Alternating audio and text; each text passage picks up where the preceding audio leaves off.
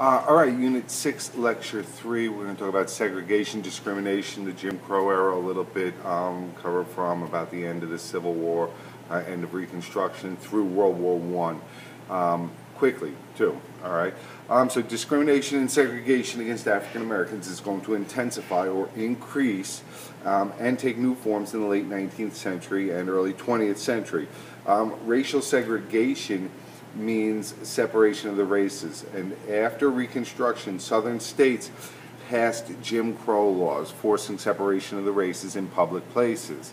I want to throw up a whiteboard before I get too far into this, okay? So just so we can board, here you go, get these terms down. All right, so as I was saying, they passed segregation laws, all right, in public facilities that, and they also denied most African Americans the right to vote. And this is going to be done, the denying of the right to vote, through the use of poll taxes, where you have to pay to vote, and literacy tests. Unfortunately, both of these, or fortunately, would have kept a great many whites in the South from voting also, because they were illiterate and had no money. So they passed what we call grandfather clauses, and you should know that. That means if your grandfather could vote, you could vote also. So no African American would have had a grandfather that could vote, while all of the white Southerners would have. So this is how they get around these laws. All right, these laws, these Jim Crow laws, are also going to limit the freedoms of African Americans living in the South also. Okay, let me just, I had these up, didn't I? There we go. All right. In addition, Southern whites are going to use intimidation and crimes against African Americans to limit their access to the polls and the rights that were guaranteed to them after the Civil War. They're going to use lynching, which is hanging without trial, against African Americans. They're going to use all sorts of other methods.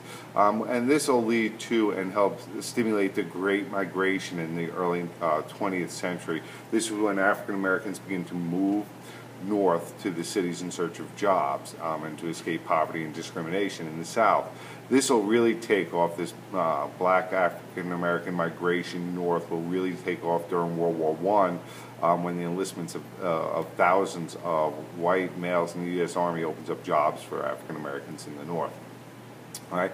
African Americans are going to look to the courts to safeguard their rights.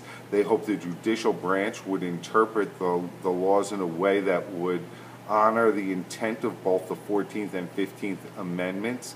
However, they were severely disappointed in the case of Plessy versus Ferguson, which is another court case you need to know, in that the case rules that separate but equal facilities do not violate the 14th Amendment.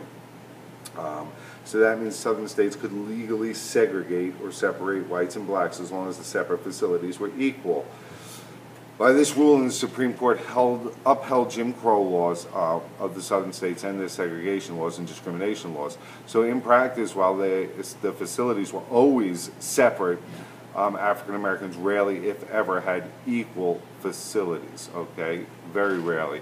And African American leaders are going to disagree about how to respond to the South's Jim Crow laws as well as racial discrimination in the North.